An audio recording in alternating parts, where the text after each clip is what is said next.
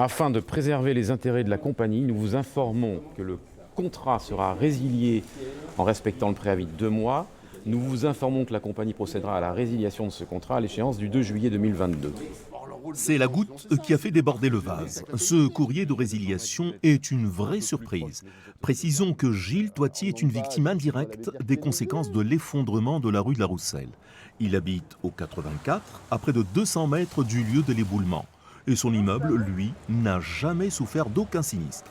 Je vois que d'autres ont déjà reçu leur lettre, donc c'est vrai, l'assurance, elle procède à des clôtures de contrats, alors qu'il n'y a pas de sinistre, il n'y a pas d'engagement, il n'y a pas de risque apparent. La rue de la Rousselle, et puis il n'y a pas eu d'expertise qui montrait que la rue de la Rousselle était fragile.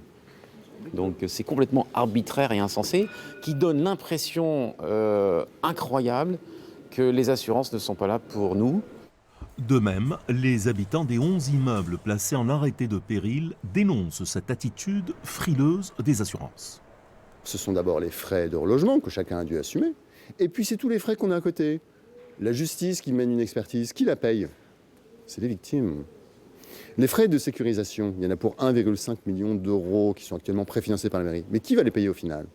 C'est les victimes. Moi, j'ai rien demandé. J'ai un trouble du voisinage. J'ai un voisin dont la maison s'écroule et on me dit « c'est à toi de payer ». Pardon?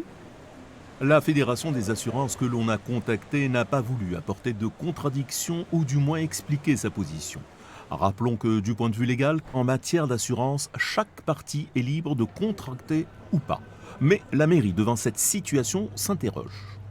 La solution qu'ont trouvé ceux qui se sont fait résilier, c'est prendre des contrats d'assurance avec une franchise très élevée, avec des cotisations très élevées. Et donc du coup, on a un peu une sorte de déséquilibre pour ces personnes qui sont doublement pénalisées parce qu'elles sont potentiellement sinistrées et en plus, elles ont leur contrat d'assurance qui explose. Donc il y a un moment où il faut que la loi du marché ne peut pas être la seule à réguler quand même nos relations, quoi.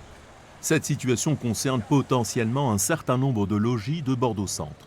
Les experts des assurances et des propriétaires sont à l'affût pour identifier de possibles fragilités du bâti. Là, vous êtes en présence d'une fissure structurelle qui est liée à un affaissement. Alors ça, c'est très probablement un mouvement de terrain, ce qui est normal puisque à la construction, c'est une construction qui date du 19e siècle. Et à la construction, donc à cette époque, les pierres étaient posées directement sur le sol. Donc c'est un phénomène qui s'explique.